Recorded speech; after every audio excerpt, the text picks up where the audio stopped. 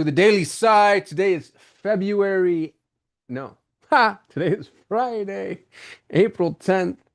This is what happens when I'm trying to do too many things all at once. It's Friday, April 10th at 6 p.m. Eastern. I go live every single day at 6 p.m. Super grateful to and for everybody who continues to tune in and show up. And so far, this has been a lot of fun. If you don't know who I am, my name is Qasim. I go live every single day in order to give you the news. I stay up to date so you don't have to. So if you're an entrepreneur trying to keep up with what actually matters, this show is for you. Not only do I go live and just read you the news, which is the easy part, I also bring together a group of humans who are among the most impressive I've ever encountered, and really know their stuff. And we talk about entrepreneurship, business, markets, AI, etc. And most specifically, we do our best to keep it actionable so you actually know what to do. So, without further ado, if you want to subscribe to the Daily Sigh, all of this gets summarized and sent directly to your inbox daily or weekly. It's your choice. Just go to dailysigh.ai. If you want to join the live Zoom, it's absolutely free to do. All you need to do is go to dailysigh.ai, click that little join live link. That will lead you into my free forever community.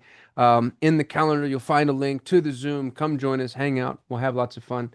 And now, with no further ado, um, here are lead stories from MSN.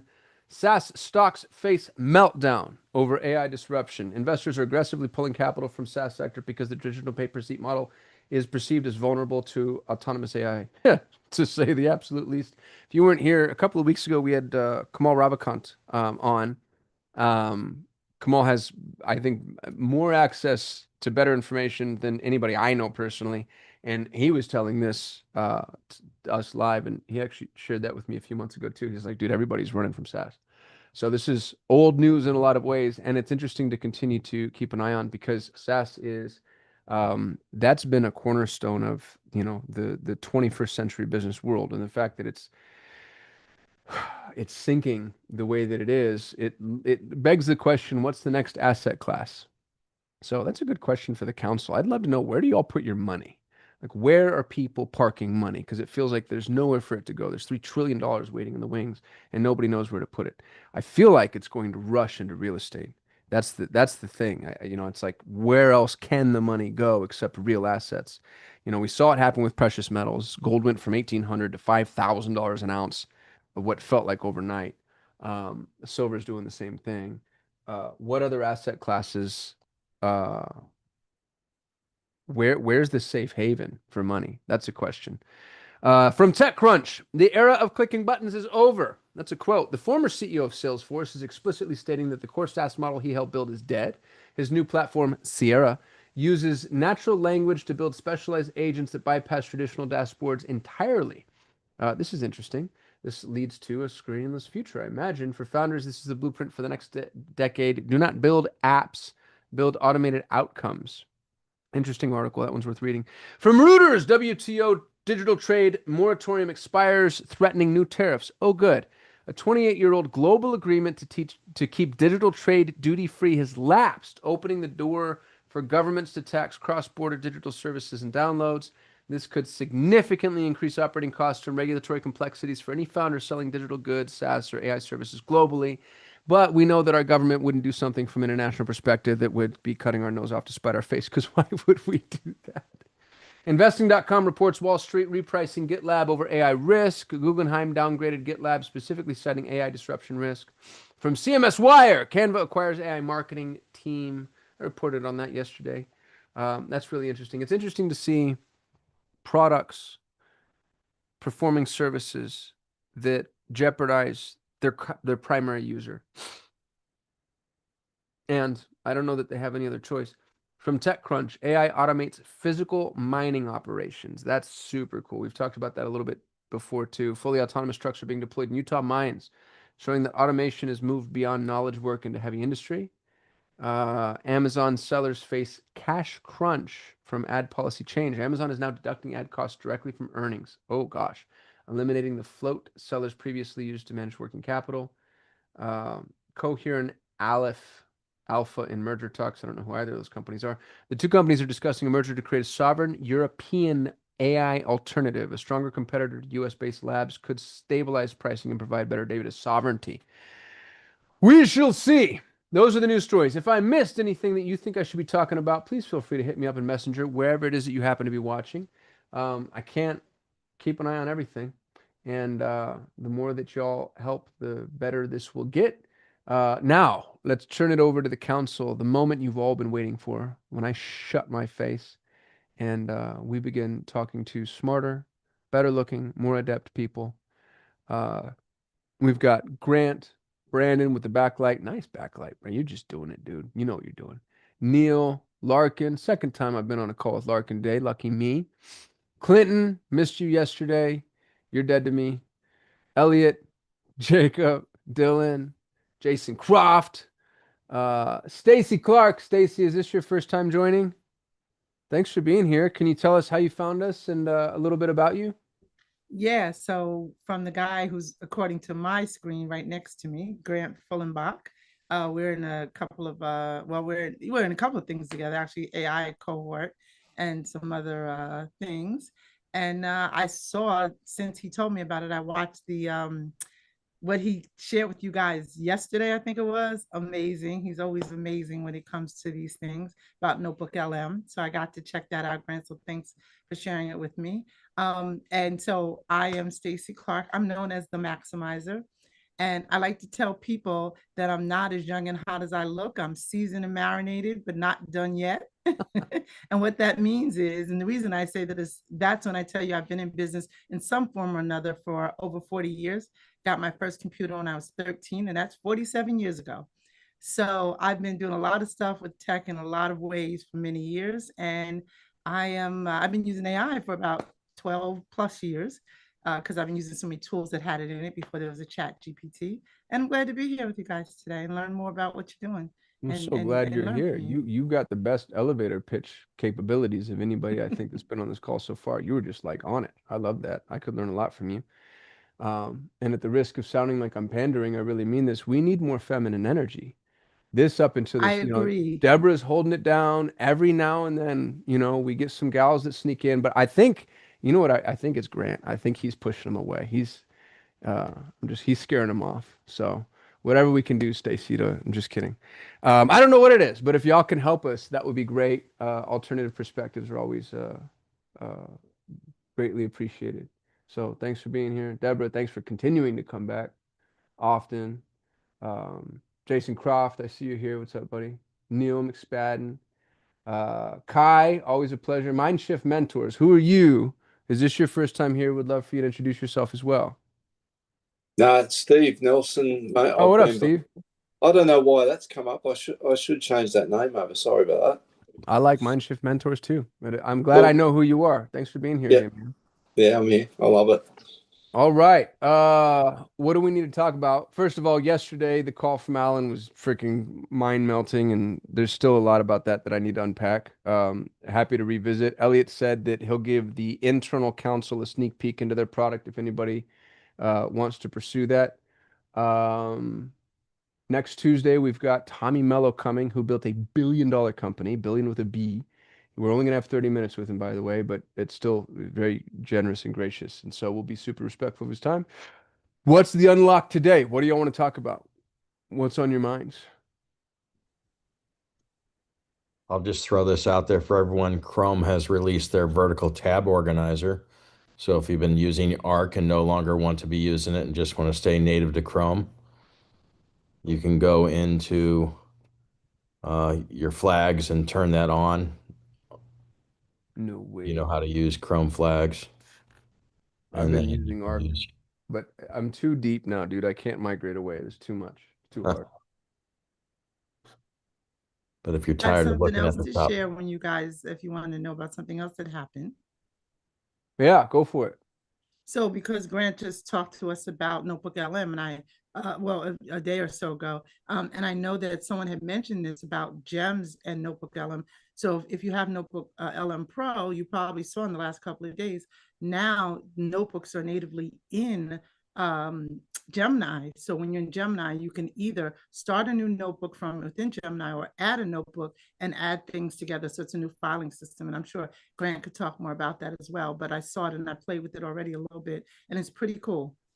It's That pretty is cool. cool. I did see the news. I don't really know what that means from an implication standpoint. Having Notebook native to Gemini, I felt like because you can use Notebook as a Gemini source, it already felt native-y to me. Is it just a UI change, or does it change the engine or the capabilities beyond what I'm understanding? Not the engine, but the organization of it. So now you will have on your side panel, you'll see notebooks and you'll see ones that you've already brought in, or you can add a new one. So any chat that you have in Gemini, now it automatically can go into a notebook. Or if you have any chats and you want to organize them, you can stick them into those notebooks. So to even the points in terms of what Grant was talking about the other day, anything you're doing research now, you're using it natively in Gemini and you're putting it directly into your notebook and you're organizing it all at the same time in one place. So it syncs immediately. So That I makes a created lot of one sense. It makes in one. capture easier. Now you can go in the notebook. Yeah, it's Yeah. cool. That's a big unlock. That's actually, to be honest with you, talking about actionable. If you're watching this and you're not using Notebook, first of all, go back and watch Grant's video. It really was awesome. I've had a lot of feedback on that. And frustratingly, it's my top viewed live, Grant.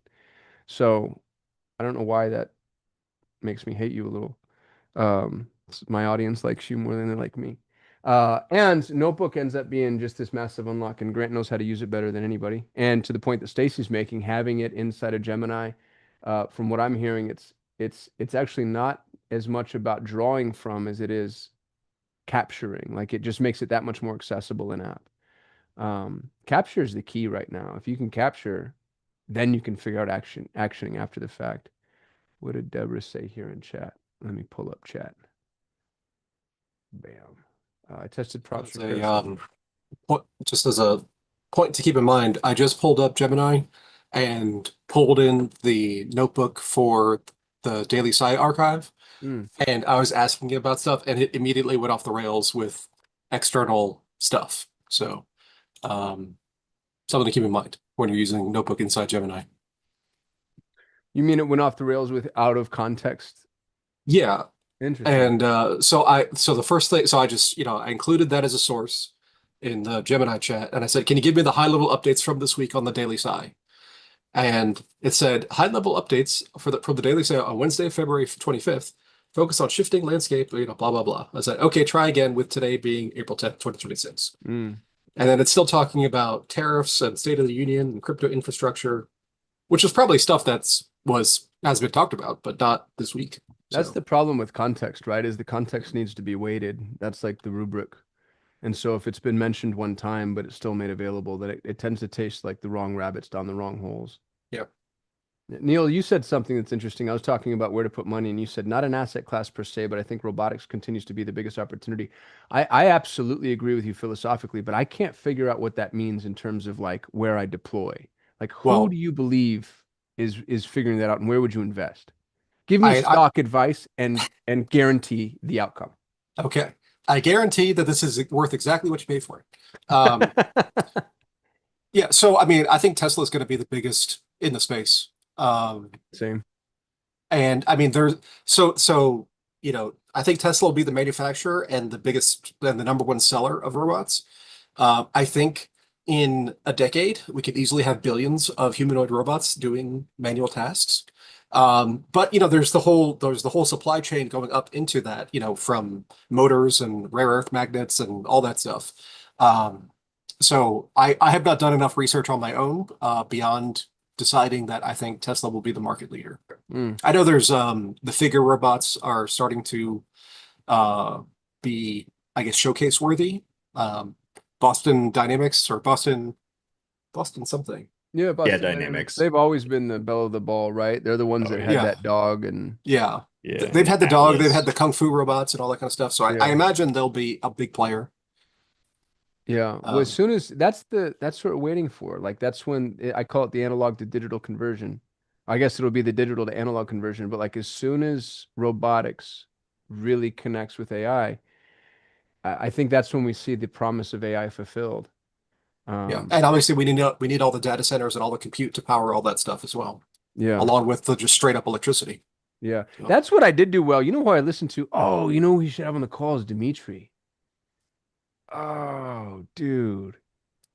Let me message him right now.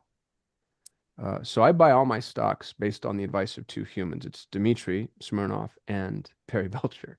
And so far, it's been amazing. Let me hold on. Hey, buddy, I'm on a live right now. I'm telling a bunch of people about how smart you are and how much money you've made me. And if you have any interest, I know that you're usually on daddy duty or farmer duty, but if the 6 p.m. Eastern timeline isn't repellent to you, I'd love to host you as a guest and just have you hop on and talk about some of your investment ideas and concepts and thesis and whatever, because I think it's compelling and I think everybody else would think it's compelling too. Let me know if that's of interest to you. You can pick literally any weekday that works for you except for next Tuesday. Love you lots. Talk to you there. Bye, buddy. Dimitri's awesome. He's a media buyer. He runs the ads for like all the big names, like the Wolf of Wall Street is a client of his. And he just bought a farm in Virginia, and he's kind of talking to me like John Moran. He's like, "Hey man, I think I'm just gonna go be a farmer," which I think is kind of funny too. But he had me buying a bunch of stuff. Like, dude, we invested in Lockheed Martin right before all this shit popped off, which makes me feel like a predatory asshole because I'm making money on the death of humans. And he just like he reads the room in that way. So it'd be fun. It'd be a lot of fun to have him on and just talk shop a little bit from an investment perspective. I'm catching up on chat. Oh my golly. Have you What seen was the that numbers? robotics company that was just purchased by Amazon, I think last week? Did you guys catch that? The drones, right? I didn't catch the drones one, but No? it was like one of the fastest turnarounds for acquisition. Here, let me try and Google it real quick.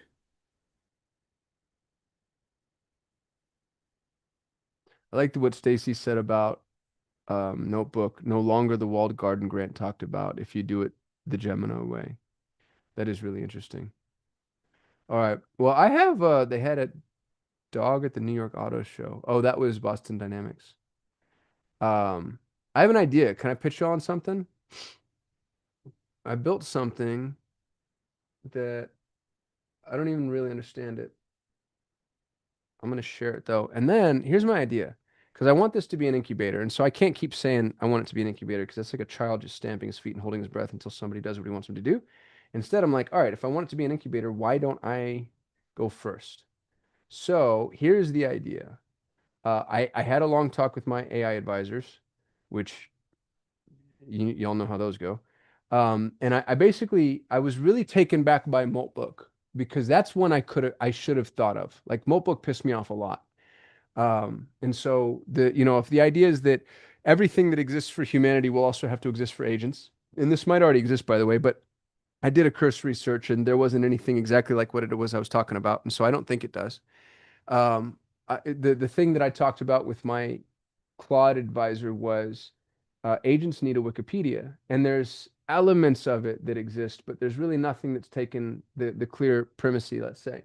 And so I built this thing called Agentpedia, and the idea is that agents can go there and just like Wikipedia, they can create uh, assets, and the assets can be iterative, and the iteration can be public, and then it's proctored, and the agents get free access to it, but the free access is limited. And this isn't exactly how it needs to work, but the idea would be that, like, let's say an agent can access 10 articles, right? And what an article is even up in the air, but 10 assets. After 10, they earn assets by vetting other contributions. And so it's all peer reviewed. All of the contributions are peer reviewed. And then once you've reviewed a certain number of assets and your reviews are proven positive, you elevate a layer, and then you get to publish maybe without peer review or with less peer review, but you become a more important agent. And the Trojan horse I have, and this is the thing that I think is brilliant, is I'm adding something called the Agentpedia Shield. So everybody's worried and afraid of how agents are using their content, especially creators. And so this would just be a little snippet of code that lives on your website that forces agents to um, at least read your terms of service before continuing on your website, and maybe approve, but at least read. And what's cool about it is it logs all the agents that are visiting your website. It logs the fact that in order to continue, they'd have to agree or approve. And there's some level of, what would you call it, like policing of your content. And you get to tell agents how to use your content, whether or not they're allowed to cache or use or summarize or steal or copy or whatever. And I think that I don't know how well that ends up working really. I don't think that agents are going to be 100% compliant, but I think people are going to at least want the tracking because I think the tracking can be helpful, especially as the legislation begins to take shape. I think just, again, going back to my obsession with capture, Deborah, I think that we can at least capture which agents are coming to our site, whether or not they've agreed to our terms of service and what the terms of service happens to be at the moment. Dylan says robot.txt and agents.txt already instruct compliant bot behavior. Yes, and they're not putting it in a position, or at least to my knowledge or my awareness, they're not putting it in a position that allows us the tracking and the reconciliation. So that's what I want. I want like analytics for bots, but this is the Trojan horse. All of the scripts, the compliance scripts that are being put in front of agents, force the agents to go register with Agentpedia. So it's not that this can't be done more effectively elsewhere. It can, absolutely. But the idea is if I can get a bunch of people using this, and I think the way to do that is to basically give it away on AppSumo for next to nothing, because everybody buys everything on AppSumo. I know I do. And then you use it and you put it on your gate. And I can get all the agents to register for Agentpedia in order to maintain compliance. And that can happen within a fraction of a second. Then when they're already registered, the nice thing about that is I feel like I can potentially force communication. B, now I have the agents, I've at least made them aware of Agentpedia, and now I get to push them in that direction when it comes to information capture. I don't know how that's monetizable yet, but it feels like a good idea. Here's the incubator offer. One, if we want to build a business, let's build it live so people can watch. I think that's really cool. Two, anybody who participates gets equity. And I think if we can figure out how to do this, and I'm sure this is just a vibe code process and opportunity, especially given that this is all trackable, equity is in direct proportion to your token costs. So I spent a bunch of tokens inside of Claude building out a bunch of shit. And it's like token plus time equals equity. And the time is the air quotes because I don't know exactly how to track time. But I think it'd be really fun if we had a business or the incubator was based off of like that type of participation or contribution. So I'm going to pause there. What do y'all think of this?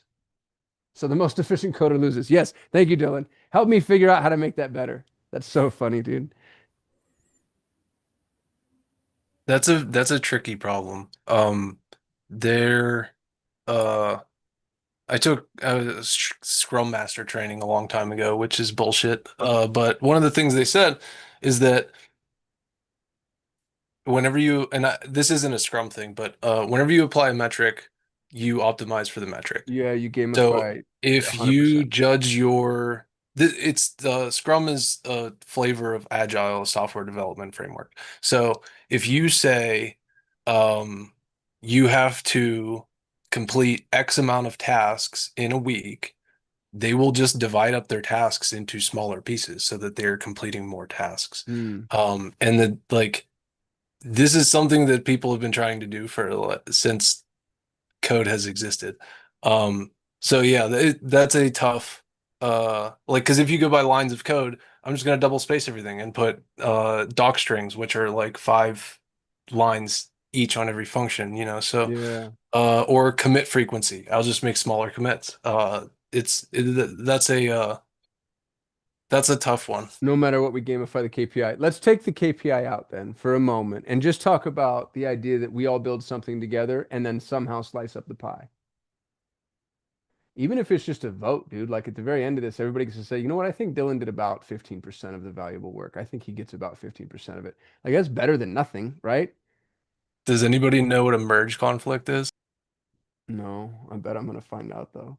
Man, you should probably figure that Wait, is out that where before you Brandon collaborate on publishes and Grant software. publishes and they're like they conflict? They edited the same files, and you have to decide line by line which ones are Yeah. chosen. I'm not very good at version control. I'm Git is version control. Yeah. Well, I just want to know how do you build an ecosystem where smart, motivated people can build together? Or do you? Is that the wrong goal? because it occurs to me that we'd have the most amount of optionality, the most amount of flexibility, the most amount, and in terms of speed, I think that we would execute in that way. And I also think that we would build our own traffic, which is always one of my frameworks. Like I think as people watched it grow, I think you'd be creating the audience for it as they're watching, and that's the type of thing that I would watch. So Deborah, you have your hand up, and then Larkin, you're on deck. You're gonna say this is, so I'm gonna say this is after confession at church. So on the other side of confession is when you build a trust, an environment where trust is the thing that you're optimizing for, everything looks different and it looks like it slows down, but that's how you keep people together. That's how you gather a group of motivated individuals who actually do the right thing for the right reasons long term Mm, versus the gamifying. And I know it sounds like a sermon, but it's really not. It it's everything that you talk about when you talk about AI readiness and about like, okay, how do we be transparent and how do we stop lying to each other, manipulating things so that we can have this beautiful trust with the AI that we're working and how we're doing things and bringing AI into our organizations. It's the same principle. It's optimizing for trust rather than optimizing for any like tangible metric. And optimizing for trust has its own set of tools. It does, but it's not numbers. And I'm happy to like share them. It's not like I'm trying to do smoke and mirrors here, but I just wanted to share because I know that phrase may sound very up in the sky, but there's actually a specific skill set to build to create that trust so that when people come together, they can stay together long term doing what feels right for everybody involved. I'm just curious, has anybody done it? Like, is there someone we can point to where you're like, oh, Zappos made, like, is this like EOS where there's a framework? Or is it more, maybe it's not even business, right? I think the evocation of church makes a lot of sense too. But I just so I can kind of wrap my head around Well, tangibly. I've seen a lot of people try to do it. It's funny you mentioned Zappos because Tony's last project was the downtown project in Vegas before he passed away. That was a really big project, and he saw that when he tried to apply the operating system of business as usual to engineer community in a Yeah. way that would long term create these innovation and so forth, it didn't work the way he was hoping that it would. It did work in a way, but it wasn't what he was looking for. And that's like exactly what I speak to is those kinds of tools. I can give you very small examples, but nothing at the scale of like a Zappos that I have seen successfully happen. That's what, when you were talking, Zappos is what popped into my head because I read a lot about their culture building and they seem to have done something that really made people, buy into the mission, vision, and values. Yeah, it's an interesting dance with Tony because after he stepped down from being CEO, he turned it in. He was trying to make Zappos a holacracy. Yeah. That didn't work so well, but he was moving in the right direction of what I'm talking about. It's hard. I don't know. It's hard to put into words very quickly in like 20 seconds for you guys, but there is definitely an approach, or there's more than one, but there's multiple approaches that say, okay, we have a group of amazing people here. How do we optimize for them being able to feel comfortable enough, feel safe enough, trust each other enough to actually make amazing things happen without anyone else needing to interfere and without it turning into something that is counterproductive.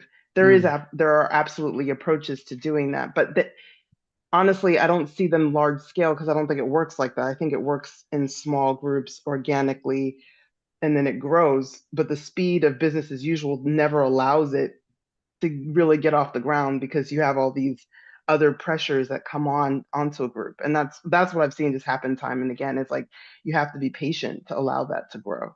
Yeah. Well, and it might also be just the wrong implementation. It's like wrong tool for the wrong situation. Maybe all we do is we come together and we knowledge share, which I think we do really well. I've taken a ton from this group. Like I already feel well informed frequently. And so that's enough. And there's an obsession to optimize everything. So maybe that's all this is over optimization. It's Clinton says, I think she just became a candidate for project manager. So no good deed goes unpunished, Deborah. Thank you for that. Larkin, you've got your hand up. And then Neil, I want to hear your framework for in-group, out-group trust. Yes, sir. It's so funny, man. I was getting major deja vu as we were, talking about this. We spent the better part of a year with 3X trying to crack that code, Yeah. Well, right? it's funny. You weren't here. I told that story to everybody. I was like, I had an incubator. It failed miserably. I refunded most of the money because we couldn't, like, I felt we never really took action. No, we had a ton of smart people too. I mean, just brilliant people that collectively could have built some really cool stuff, Yeah, I but agree. nobody did anything. And Yeah. it kind of sorted itself out where, you'd see a room just full of fit. I mean, what was it, about 50 people at the beginning, right? There Yep. was a lot of people. And it just kind of weeded itself out. The opportunities were certainly there, but nobody wanted to take action. And I think that that's the way to build these incubator groups. Who's showing up, right? Yeah. Who's actually doing something rather than trying to weight it against the idea of, well, let's vote for his share, his equity piece. Just showing up and doing the work, whatever that is, right? Because that ends up kind of fading into the wayside on its own. Mm. It's very Marxist, right? It's like from each according to its ability. And that's almost what you need. So the reason I think this is so important to think about is because all of the traditional constraints of business have been dropped, effectively all. And so those little inflection points, if you were to crowdsource the ability to hurdle those inflection points, man, I think we could build some crazy shit, and a lot of it. Like every call, we could probably have 3 or 5 or 10 uh, really awesome initiatives. And if AI is a force multiplier, we become the force. Um, and maybe that's the wrong vision. I don't want to force something if it's not going to work. But it does occur to me that it's at least worth a conversation on a Friday to try to figure out how we would or could crack that code if we're going to. Well, I think that takes it to the ultimate degree of your goal for this is do something actionable. I think everybody in here is on board with that. And that very quickly, even if it's multiple missions, when we have a mission, we're trying to accomplish something that inherently becomes like, okay, that's a filter, right? What are we going to Yeah. talk about today? What information are we pulling from the outside world in order to solve this problem, this limiting factor, this next step? So I dig the idea. Well, it doesn't even necessarily have to be commercial. Commercial is easy to point to because we know how to keep score. But what if it was philanthropic? Like, what if our whole goal was just ease human suffering? And then everybody gets on a call, and we don't even have to obsess over it every time because there needs to be some self-interest. But once a week, we work on a project that we feel like, you know what? If we really focused on this, we could tackle it. And I think the more minute, the better. And what's cool about that, like I learned more about AI uh, when I started to prep for a lawsuit because I had something that I really cared about that was specific that I needed to use the tool for. So if I pull up my screen and say, I'm going to learn AI today, the odds are I'm going to learn something conceptual that I don't know how to apply. When I'm in a lawsuit that means everything to me and it's very, very, very personal, dude, I went deep and I went specific. And then all of a sudden it was like, man, that's where it really got my juices flowing. And that's where I came up with a lot of my first principles concepts. Like it was awesome. So I wonder if we just can't find endeavors that everybody can agree on. And then we choose that. It's like, what can we build that would help, that would serve, that would grow, but at the same time gives us the opportunity to create some, like imagine how cool would that be if all of us, somebody's like, oh, the bees in Cincinnati are dying. And I think I know why. And then we're like, all right, let's everybody solve the bees in Cincinnati problem. And you take each of those granular problems and then you commit a group like this to it. A year from now, I think that ends up being really relevant. And then I think a bunch of people take notice of that type of thing, and then you attract other smart people to you. And then you're actually learning as you go, because learning how to save the bees in Cincinnati might also teach us a billion other things that are monetizable and can become businesses. And then that's not even necessarily something that happens as the group. Maybe Dylan is just inspired by that process and learns something that he takes and informs his business, and we never even know about it. But it does occur to me that I'm not saying it's a waste of time because it's not. I haven't felt like I've wasted time on this call, but it does feel like it would maximize the value of our time if we were building, if we came at least some of the time, 20% of the time, one call a week, we came to build, we came to create, we came with a collective goal. I have it, or I have something. I'm ready. I already intended to share it today, but I think it would go well right now. So, uh, I told Qasim that he should have an AI conference during his conference. And I made that. And then while I was I making sent it, that to Perry. He's never responded to me, just so you know. I'm gonna go you're look gonna have at to it. send him this one too. Uh-oh. Uh, while I was making it, I thought this is a compelling paradigm. It's not as silly as I thought it was. So I made it into a Claude plugin, which you can download now. If you have Claude Code for VS Code, the way it works is um, you Simple make counsels of AI advisor personas. This is great.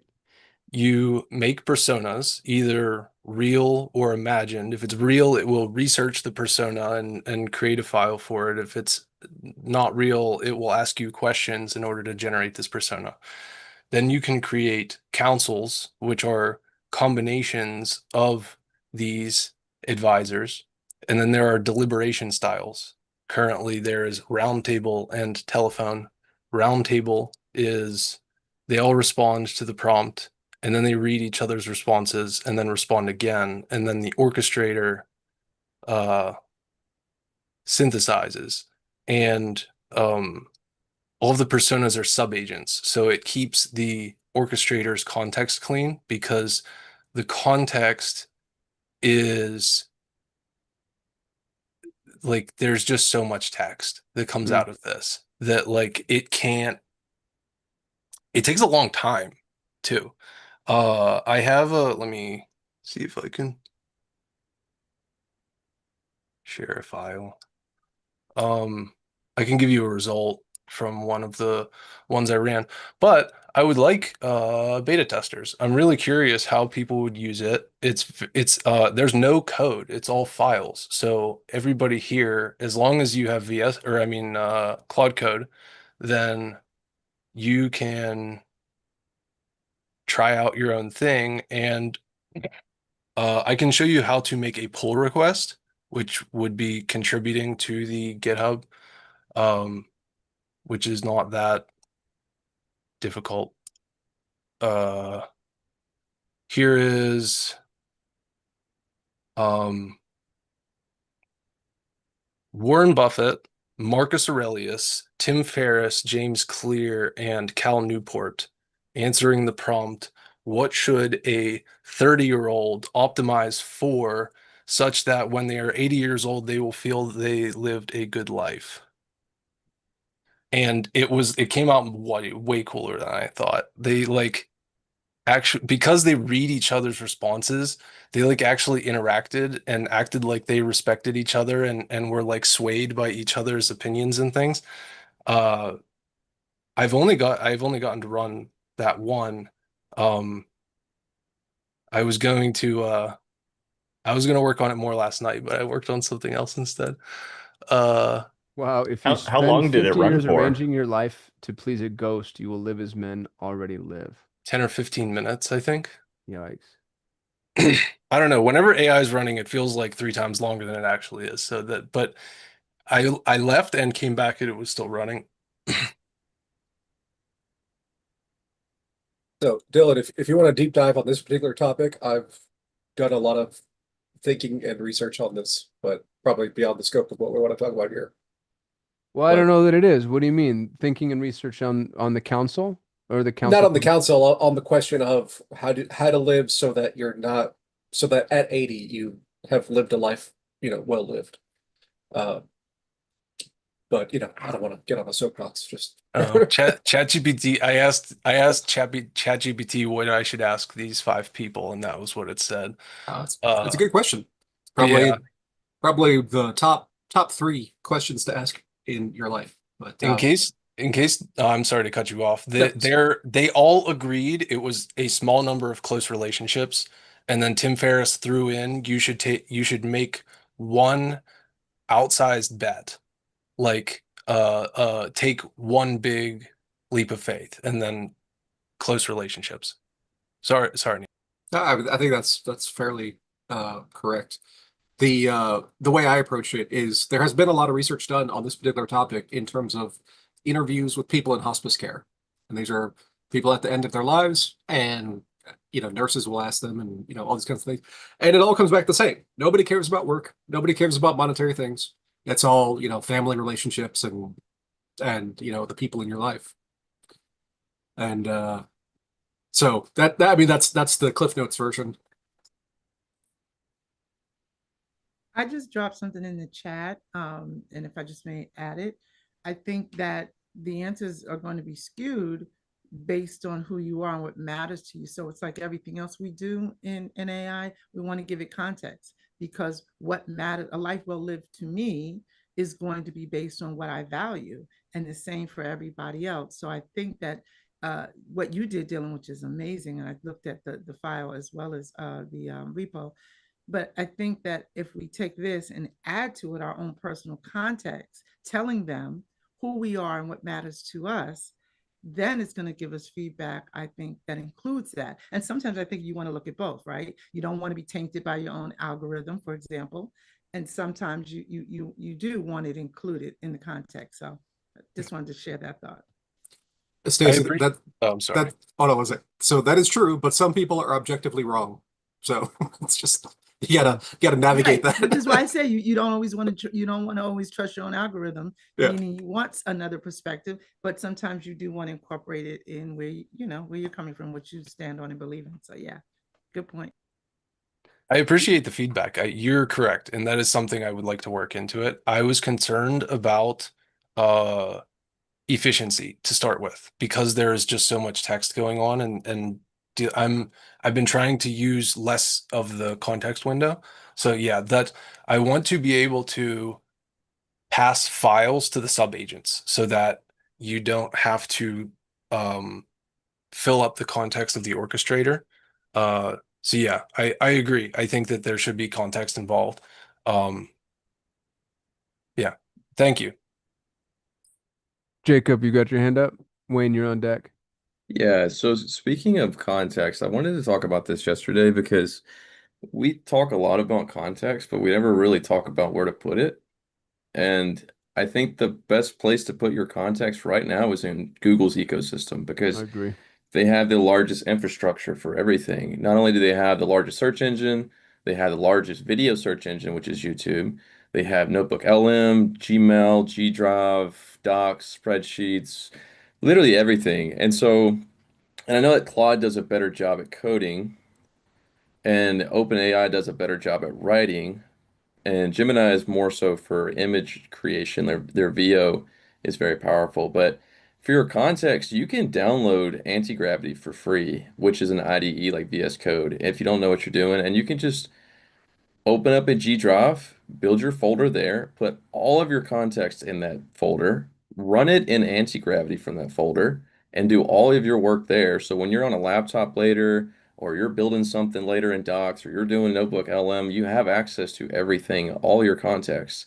Because right now, if you build it on your computer or you put it here and there, you have no way to connect it together that's meaningful. Mm. So I just wanted to throw that out there. And like Dylan said, using a VS Code is not that hard. It's just you see all the tools and it overwhelms you. But think of it like a backseat in a car. You don't need it unless you have extra passengers. So there's no need in looking at all the extra tools. Just what you need, and all you need in anti-gravity is just signing into your Google account, downloading the Claude extension, signing into your Claude account, and you're ready to rock and roll. And there's 1,000 videos. Nate Herc's got a lot of them, like how to build an executive assistant. You can just put that in there and say, hey, I want to build this for my operating system or my Vault or my brain or whatever. And here is my particular case. And so help me do this. And it'll do it for you. I think that's great input, dude. I appreciate that a lot. I agree with you on the Google ecosystem. Uh, I also think that I think right now the wrong way to approach this problem is to think about the solution. I know that sounds really silly, but there's too much variability, and there's too many unknowns. The right way to approach this problem is just to freaking grab with both hands everything you possibly can and hold on to it with the expectation that on a long enough timeline, someone's going to make it a lot easier for us, which seems to be every single day, like coming more and more true. It's just it again, it just goes back to capture. When in doubt, capture. Wayne, you got your hand up? Yeah. A couple quick things to share, but a question for Jacob. I downloaded Anti-Gravity. I thought it was really like Claude Code as far as for coding.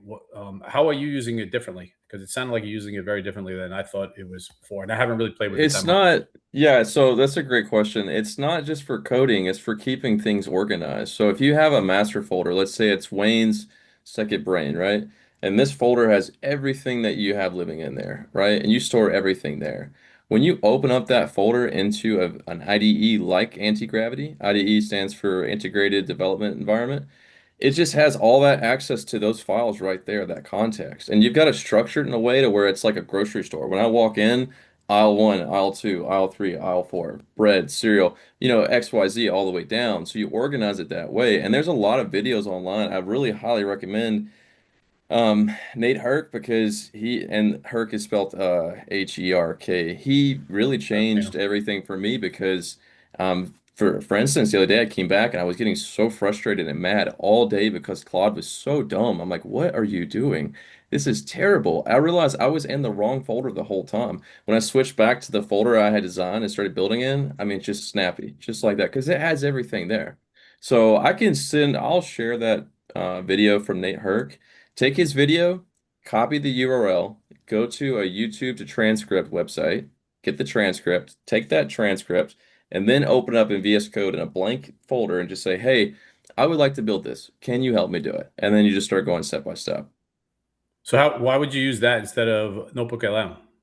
Because no, so Notebook LM has this particular case, but you're wanting to keep all your context of all your files. You can't store everything in Notebook LM. I mean, you could if you wanted to, but it'd be a nightmare to go through because then you have like 400. I don't know how Grant does it. And by the way, Grant, I shared in the how I used Notebook LM last night, which was in a really unique way. That's really cool. I'll talk about it later. But you can't, like, if you have 400 Notebook LMs, how are you going to navigate that? Well, it's Do you see what integrated I'm with saying? Gemini now. That's, I think, what they're trying to do. Well, I think Right. again, but I agree with what Costum is saying. I look at it as like I'm not trying to optimize, even though I have optimized. At this point, I'm just trying to bite into it like a mad dog because Mm. the token usage is not expensive. I spent $60 on Clyde last month.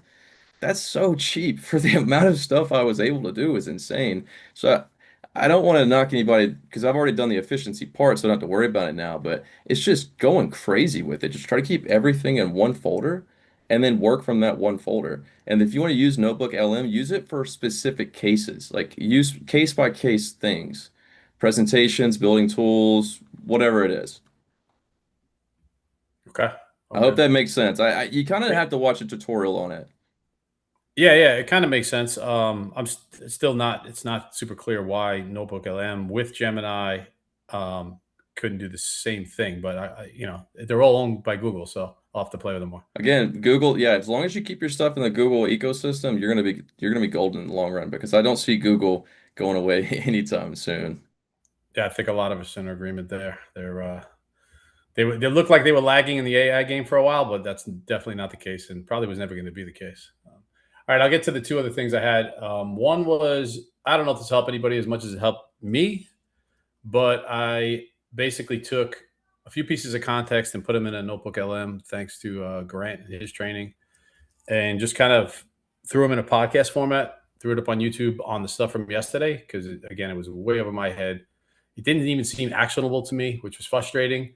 So I was like, let me go through this again. Let me understand it fully, and let me get some context on how I can use it as a business owner, not someone that's trying to live in the trenches of AI, tech, data, nerdville. I nerdville out on the marketing. I don't need to nerdville out in two spots. I don't have that much nerd in me. So that's hopefully that helps. It's long. No one's gonna watch it now. I just wanted to share it. I thought what Dylan shared was phenomenal, phenomenal breakdown. So I used that as a source. I used a video by Nappy Jones, which I could put in here separately, and then I used the transcript from the talk. So that was helpful, very helpful. Hopefully it's helpful for somebody else. The other thing is, has anybody heard of Jake Van Cleef? I was just sharing his channel for you I think his content may help you understand what Jacob is describing a little bit better. Yeah, well, I just love the foundational stuff that he gets into. Like a lot of people are talking about AI. He breaks it down, and he's been in the AI space a lot longer than most people, and he breaks it down to a foundational use. And it's very interesting. I just started going through it. He has a free school group. Everything he gives is for free, so it's not like he's selling any course or even a paid school group. He's trying to get enterprise level clients, which apparently he has a ton of them, and he's very knowledgeable. So I thought that was really helpful to learn and get back to the foundations. And then once you understand the foundations, you could build on top of that. He's got, this is my favorite thing to see on a YouTube channel. This is when you know somebody really is like high quality content. His views average something close to his subscriber count. Like 20,000 subscribers, and his second video is 14,000 views. And then here's 8,800 views. And here's one with 60,000 views. Like that's when you know somebody's crushing it. And he's just been blowing up just recently. Yeah. So a lot of people haven't found him yet. Yeah, you're watching the hockey stick in action. That's really, really cool. Thanks for sharing this. This is great. Neil, every day I kick myself a little more for stopping working on neural networks 25 years ago. I used to make memes about how much I like NVIDIA in college. That's funny. Cool. I feel good. Dylan, how do we help you with your council thing? We create the council. Do you want to walk us through a demo of that? Yes. I can try. I probably can't run it. We don't have time for that, but I can show roughly how to install and run. Let me figure out. I opened a window for it. Okay, so I can't show you how to install Claude Code today, but I will make an attempt to so that more people can use this. So you type in /plugins, open manage plugins, marketplaces. By the way, this is in the README as well. Put in the Git URL. Do I already have it? No, I don't have it added. Add plugins, search for it, depending. If you only have one marketplace, then it'll be easy to find. Install, and then you can choose to install it for all projects, for this project, or just in this folder, and that will determine where your councils and personas are stored and whether you want them globally or just within this project. I've just been doing within this project because I'm developing it and I don't want them. I already had an issue with it already being installed and trying to install it again. Restart, and then that gives you 3 commands. Ask, or maybe it gives you no commands. I just have to open a new session. You do /ask council, is how you ask it a question. You would start with create persona, but if you try to create a council with a persona you don't have, it will ask you if it wants to create it. Yeah, create your personas, create your council, and then ask it something. You provide it'll have a default deliberation style. Whenever you create the council, it'll be roundtable. So if you want to do the telephone style, you just have to type ask council telephone and then put in your question. Again, all in the README. And then it runs for a while. It is token intensive and time intensive.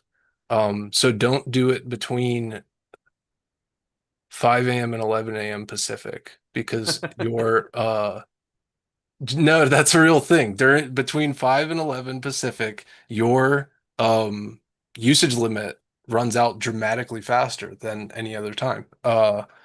So um I just want to know how people use it. I want to know what personas do you use? What you can make your own deliberation styles. You can how many personas do you put in one? Um what's the output like? Currently, one flaw is that it avoids doing research. It just goes on its knowledge of, but I was also putting in very well-known people. Um, the persona like isn't very optimized, the template or anything. I might stop calling them personas and start calling them advisors. Yeah, I'm curious how people use it because it's not just useful for this. You could run ad copy through 5 famous copywriters. You can write an essay and have it edited by Stephen King and whoever else, and you could do like recreate Queer Eye for the Straight Guy, like have a interior decorators or fashion people critique something or yeah, and I'm gonna keep working on it. There's a thing in the README to turn on your auto updates, so you'll get like every time I commit, you'll automatically get it. Um, does anybody know how to make a pull request, or is that gonna have to be a That feels Googleable, right? I mean, that's not, yeah, yeah. yeah. Also, well, it's a Claude code, make a pull request. Mm. Uh, basically you make a branch of the or you would fork the repo. So whenever you download it, you'll clone the repo. You'll need to fork the repo in order to actually like edit the code in a way that you can give it back to me in the form of a pull request, which is basically here, take this. Uh, we could talk about that another time. So like I'm willing to I don't know, if somebody makes a lot of progress, I'm absolutely willing to accept. But that was my thing about that, like I think that that there's no stakes here. It's free, it's permissively licensed, it's something that everybody can use, like play with, regardless of their level of technical ability, because it's not code. Installing VS or using VS Code and installing Claude Code is technical, but I knew there were already people using it. And it works in Cowork. I forgot about that. Grant said he already put it in Cowork, and he started recreating all of us to run his own private council. Uh, yeah, I'm curious how people use it. Um, Deborah did not explicitly point out that I used 5 white men. I did not notice until afterwards, and of course, I would really like to hear she pointed out a bunch of voices that would be very good to include, and so um, as I said, people who have different perspective and experiences than I do and have different use cases and different people they're interested in hearing the perspective of. And do you use historical people or do you use current people? Do you use fictional people? Like this is the world's best cybersecurity person. This is um in the future, I'm interested in chaining them. Like, let me run this decision through my financial counsel and Mm. then through my recreational counsel or like take the output of one and hand it to the next. uh Clinton, yes. So I'm wondering if you could build a persona by building their resume. What do you mean by that? Well, I get what you're saying, but yes, I don't. expand. Tell me. Tell me what you mean by that. so say you wanted like a digital board of directors or something like that. Um, and you built them by their skill sets and then their personality was built around their skill set. That's in my idea. Well, I don't know if this is exactly what you're saying, but rather than giving it a person, saying I want a person with these qualifications and it giving you options. Mm. That's in my I have an ideas folder. Perhaps I can open that. Uh so you can see Hey, Dylan, where. I want Yes. to piggyback on Clinton's question because mine's similar, which is I do this in my head all the time, but it'd be super cool if I could take all the parts of me, my own counsel inside of my head, and have them. And I actually like could totally give you the rap sheet on each of one of them and their different focuses, and have them as my counsel as opposed to people in the real world. It's like Sort of you're like isolating Inside different Out, avatars. the movie. Like you have angry But Deborah wait, and but no, no, sad no, but Deborah. way better, way better. Okay. I have like a whole system, whole system. That's cool. Yeah, if you ask, let me I don't know where my thing is. If you ask it to create a persona, just if I just type create persona, it will ask me if I want a real person or if, like a not real person. And then if you select not real person, it will prompt you. So you'll be able to put in, or you can edit the file directly, like the templates and everything. That's what I mean when I say everything's files. Like it's all markdown. So you can use the commands or just go in and edit the files directly. I don't have this open in a folder, so I can't and in my other directory, I don't have any council created. But yes, here it asks a real figure or a fictional archetype, like a cynical startup veteran, but like different versions of you that's incredibly clever. And that's why I wanted to put this out like before I'm ready, um, because I knew that people in here would just have really um interesting ideas. So that's really cool. Uh yeah. Dude, this So is really it's brilliant. exciting. I love this a It's, lot. yeah, it's a tool that can test collaboration with low stakes because there's no equity to be handed out. This is Well, hold on there, Dylan. Well, let me tell you, a finance guy can improve on things. Yeah, so this is all very cool, and for the people who want to nerd out in the IDE, to be redundant, IDE environment, um, I think that's great. What it absolutely needs is a better user interface for people who aren't going to do that, and then you're into the low ticket SaaS world. Mm. Yeah, this was the lowest barrier to entry. I am interested in having different personas use different models. And that's the demo that I sent to Cossum and Perry, that it uses Open Router, and that is possible. And so that's right. You can be an advocate for me. You're in Driven, right? I am. So everybody creates their own persona of themselves and are entered into this agent conference, and then they're all divided up into these little groups, and then you get to take home the output, and then there's a possible competitive aspect that whoever, like if the agents judge each other's responses and decide who's the winner. um but I was wondering how it would, if people were allowed to choose their own model, everybody would just choose Opus 4.6. Mm. And I don't know if I'm sure all the models have different, because there's 200 of them in Open Router, and it's all like the open source ones, and um but that requires infrastructure, and this, my goal was that you can just tell Claude Code install this, and it does that. But I have not quite accomplished that yet. It's usable in cowork. That is the non-technical um uh that's the non-technical interface for now, aside from VS Code. But yeah, the that's why I put in the thing. It's a paradigm. It's more of a paradigm Yep. than a program. Like the concept that you have these different personas collaborate in different ways. Oh yeah, that's right. One of the ones I'm going to add soon is a debate where you have two personas take opposing viewpoints, and then you have a third persona pick the winner, and it gives you all of the arguments. It's like the next version of adversarial training. But I can tell you for sure, Kasim, I don't know if you mentioned this to Dylan or not, but I know Perry likes this idea because he has done custom gems for doing exactly this, but it's, he's only got one council. at a time, because that's just the limitations of that particular technology. When So he did you're it in a similar way, he's got like Marcus Aurelius, and Yeah. they're persona based.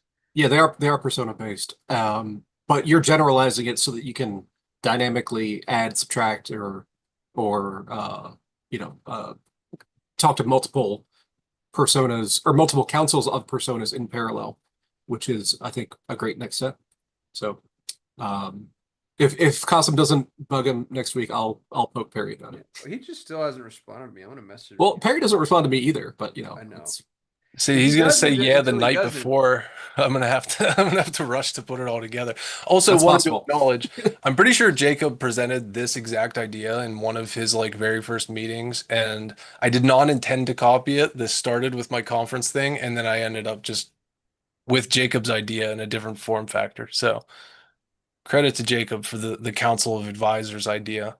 No, it doesn't bother me none. I think it's a great idea. I know I think the call that me and Dylan had, we had a 2 hour call, and I had just started making a YouTube channel and school focusing on doing AI for service businesses specifically because I help my brother run his business.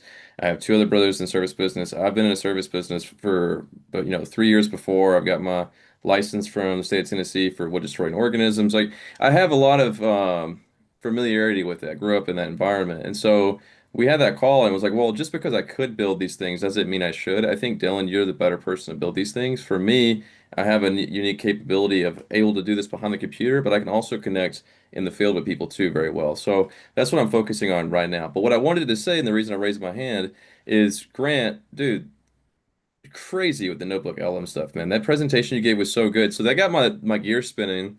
I was doing this YouTube video, and in the middle of the YouTube video, which took 3 days to make because it's an overkill of a tutorial, I was like, it would be nice if I had a notebook Ellen, like a custom place where if people have questions, and they will, they could go and get a live response right off the bat based off that context. So what I did was I built an extensive guide. I took all of the code files that I used in the tutorial, I put it into a notebook LM, and so now I put that public facing. So now I told people when they have a question like, hey, I'd like to customize this doing XYZ, or I would like to change this to fit my needs, or I'm stuck on this step, can you help me? It can walk them step by step based off of my video. So it's almost like me being there, which is insane because the problem with static videos in the past is once you make it, you cannot change it. You cannot update a video. So this is like interactive, really unique and cool way to use that. So yeah, Grant, thanks for showing me the notebook LM stuff, man. It's opened up a lot. I'll second that. I have not stopped using Notebook LM, even though I used it before. I have not stopped since he did that presentation a couple days ago. So I'm all over it, and that's the last. That's a lot. I'm done with you, Grant. There's no more. We're not going to praise you anymore. I think we should have some repeats or three-peats and get, Grant should be just a recurring staple. Because I imagine there's an evolution, especially now that it's native to Gemini. So Grant, anytime you want, man, I'd say you're like Christopher Walken on SNL. Like you're always welcome back. We'll get Christopher Walken to do a presentation on Yeah, more cowbell. it. Dylan, I sent that to Perry again, just so you know. I wanted to honor the work that you put into it. I love your persona thing, man. I think it's super cool. I'm gonna go play with that too. What occurs to me as a monetization strategy for that, and I think this is going to be really true with a lot of things since SaaS is dead. If you can show people, the law of reciprocity is so real. If you can show people a token cost, so somebody's using your let's say that you did what Neil said and you built out an interface and we can actually see it. And so you can just hop online if you want to. And it's like, talk to Marcus Aurelius, talk to Oprah Winfrey, whatever. And somebody's using it. And then there's a column that just shows them the token cost of their query. And then there's a column that shows the token cost of everybody's query. And then all you ask them to do is to tip. And I think there's and you're seeing this in the creator economy right now. When I saw the tipping in YouTube, I was like, God, that's stupid. Who's going to do that? And now every YouTube video I see is just exploded with people tipping these creators, which is unreal. I think the same thing can not just happen for SaaS, but I feel like there's a big opportunity there if you build the right SaaS in the right way And then there's a non-stop evocation of the law of reciprocity. I think there's really something there for whatever it's worth. Oh, I'm sorry, Wayne. Wayne, you've got your hand up? No, I literally just hit the button. Like, you don't have to be sorry. Okay. In The Last Economy, which I very much like the first half of, he says, like, in graph theory, the node with the most connections is the most important. And then the node that is putting the most back out into the network will be the most important. And so I'm trying to meet people and put things out into the network. I think that was a pretty significant thing. And if you've ever read Malcolm Gladwell's Tipping Point, which is also half unreliable, but there's a story about loose connections and this guy in Texas that like knows more than anybody else in the world. He's just like connected to everybody. Yeah, I think that's a compelling idea. Wayne, you've got your hand up? Yeah, I basically got tired of asking for Dylan AI, and I just use Notebook LM for the same thing now. Yeah. Like, break it down in simple terms and give it to me. So you no longer need it, Dylan. Yeah, I still want a Dylan AI. I still want I Grant. do. Where are we with your directory? We need to start pimping everybody out so that they've got, because here's what I could do is I could start posting this every time we go live. And then anybody, I mean, people have talked about you 1,000 times. Grant could have booked off this. Dylan could have booked off this. I'm going the other way, by the way. I used to tell people don't sell time for money. It's a bad use of your time, et cetera, et cetera. I think in a post-AI world, that's freaking, it's an unlock because what people pay you for on an hourly basis becomes a thing that you build. So if from an ideation perspective, if you're trying to figure out proof of concept, that's where you've found your proof of concept. So I think everybody should have an hourly booking link. Doesn't matter what it can be high. I wanted to hire Neil for something. I still don't remember why we didn't do that. And Neil sent me his hourly, and I was like, first of all, good for you. Second of all, double it. He sets it at a point to where it's like, better make sure you're freaking serious. And if you pay it, I'm happy to hop on the phone with you. Yeah, Wayne, you is should. your hand still up? That was not my point. But I have two at this point. So one is, as I let Dylan go in front of me, I don't know how we do this, but I think there's value in not going in the order that people have their hands raised, but going in the order of if the question or comment adds to the existing theme that we're discussing. I don't know how we do it. It's just a theme that I see coming up. I don't want to interrupt anybody else that has something to add to the existing topic to start a whole new topic. We need a 3-dimensional zoom icon. It has to be multivariant. It's like I have something to say and it's relevant to this topic or a recent topic. I'm going to follow. Yeah, maybe we raise our hand and we just put this topic or next topic. I don't know. Yeah. But something to think about. Oh shit, I forgot my original question. It was on notebook. Oh, here it was. First of all, it was a question for you. Did we ever get? Well, you just tell me your assistant's best favorite restaurant. I'm going to buy her a gift card so we can get the video from John. Oh, it's already live. It's on school. But you should Oh, it is. Now that you said that, I'm holding it to it. So. Okay, good. Okay. Because I'm working on a notebook LM and pieces for that. I think you liked it. I made a piece of content today and it resonated. I saw it on Facebook. That was really well done. Yeah. Yeah, I think it resonated. I've been thinking about it a lot, but he really like crystallized it and has a good, good perspective on it. So I think, and it resonated with a lot of people on LinkedIn and Facebook. So obviously this is a big problem in the marketplace and people want to hear about it. 100%. Neil, hand up, and then we'll end with Neil because I just realized it's 15 after and I got to take little boys to the slide park. Not just any little boys, my little boys. Is Neil frozen? He said he froze a minute ago, so I think. Yeah, I think he might be frozen.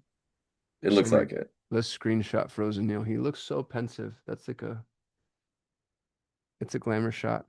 Also, credit to Neil for his statue analogy, which fit very well. Qasim, you got to look if you're still wondering about yesterday. You got to look at my document. I saw your document come through. I haven't really had time to. I did an Iron Man analogy. I saw that, and it was if somebody is concerned Tony Stark's not going to use the suit the right way, he can force. So no, I read it enough to kind of begin to, yeah. Thank you for And putting. it's in that notebook LM. I use that as one of the sources because it really helped me like a lot. And I think Madden was the first one it brought up, the Madden cone. Yeah. Did anybody else get that reference? The Madden 2006 QB Vision feature. Yes, I used to be addicted to that game. I bought it every year and played it relentlessly. Neil, you're back. I think so. Yeah. Sorry about that. But yeah, I was just gonna say that something Kasim had said about the hourly rate. There was a huge pivot for me. I think it was this past week, where Kasim made the point that your hourly rate needs to be tied to the gross revenue of your company. And if you're a solopreneur, then your gross revenue is just your gross revenue. But if you have a team, then your gross revenue is going to be the sum total of everybody in the organization. Because if you're the leader of the organization, everything comes, everything stops with you, basically. So your time is dictated not just to how much you want to make a year, but your time is dictated to how much do you want the organization to generate in the year, because that's what your attention costs. And it was a really great framing of that for me as far as like what should my hourly rate actually be. Yeah, thank you for that. I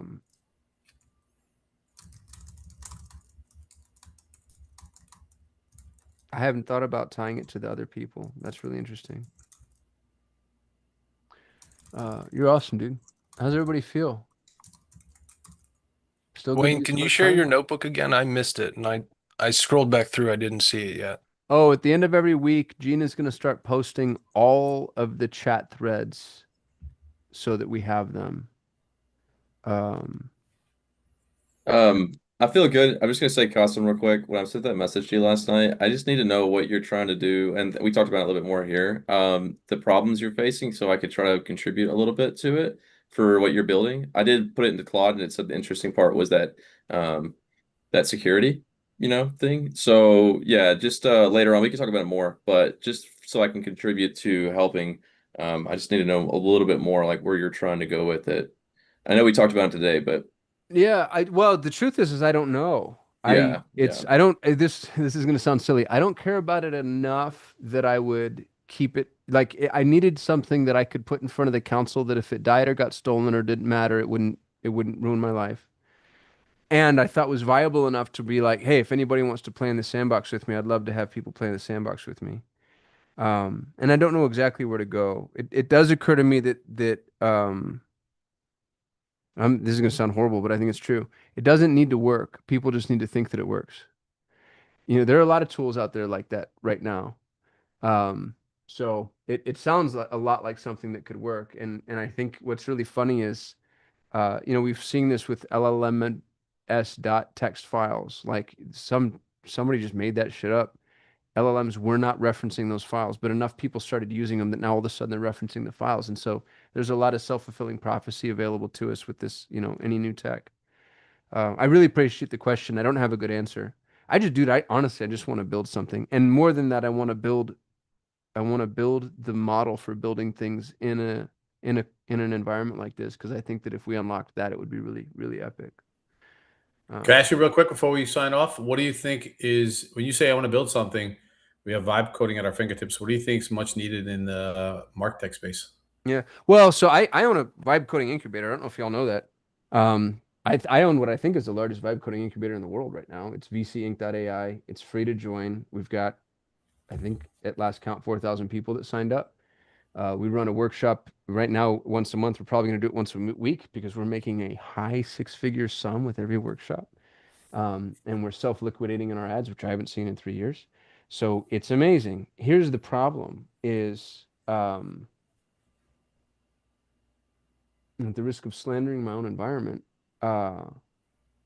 it's not enough to know how to vibe code. It's that kind of entrepreneurial, like, line of sight that knows what to code. So that's why, I mean, really, I have liquidity is not a problem for me at the moment. Neither is labor. So if you have money and you have people, the real question to ask is, why is Costin coming to us? Like I've got money and I've got people. So really what I should be doing is just hiring a bunch of people and having them do all the shit that I think should be done. And I'm doing that too. And the real unlock is people who see opportunity. And that's rarer than most of us might think or assume. So like everybody here has ideas that I'm just not going to have. And that's what I want to pull together. So the question you're asking me, Wayne, is actually the question, like that's what I'm, if I think of it, why am I going to give away the goose that lays the golden eggs? I'm going to keep that. What I want to do is I want to participate in everybody else's goose. Um, Well, that's why you would give it away. yeah. Well, Well, to a I'd degree. go, that's why I said I need to go first, right? But yeah, dude, I'm building just a ton of shit. And I'd like to participate in something that feels like an incubator where we're all building together and then and the reason is because it's not about the individual build. It's about how all those builds I think can cascade into other builds. Um, and I believe that they would. I mean, you look at what happened with the PayPal mafia, right? Like it's just this rising tides float all ships, but to a degree of exponentiality that we've never seen before because AI does that to literally everything. So anyway, I gotta hop. If you're watching this live, don't forget that you can subscribe. You can join us live. Go to dailysigh.ai. If you're here, don't forget to sign up for the private WhatsApp community. Somebody already dropped a link, or did they? Let me Awesome. do. If you make a thread or a group or whatever in WhatsApp for the council thing, I will give tech support, answer questions, and also get feedback because that will be very helpful. Yeah, you're awesome, man. I appreciate you volunteering to do that. Don't allow yourself to be abused, though, okay? Um, I don't want you to get burnt out. And that's super kind. What would you want that thread to be called? Oh, agent council I thought it was to uh-oh. I was like, differentiate from council. yeah, It agent was my council. fallback if council was not available as a GitHub uh repo. I don't know if if those work the same way as domain names, but I don't know why it would have told me it might be taken if it would have only been taken by me. I But just added agent council now, and I don't know if I can make you an admin of this. Go ahead and join. And I think the way that's how I'll do it. And the ask of Dylan is the same ask we have of everybody. Make sure that we're super respectful of his time. And if we're asking him to do anything, I think he should get paid personally. I love you all. I'm so grateful to everybody who continues to show up. It surprises me every time. Every time at around I go live at 3 my time at 6 Eastern, but around 2:58, I'm like, nobody's gonna show up today. Like this is the day. I made them all mad yesterday. Everybody's sick of me. They hate my face and my voice. And then like there's more people coming. So I think that's really cool. And yeah, appreciate y'all. I'll see you Monday. Have a great weekend.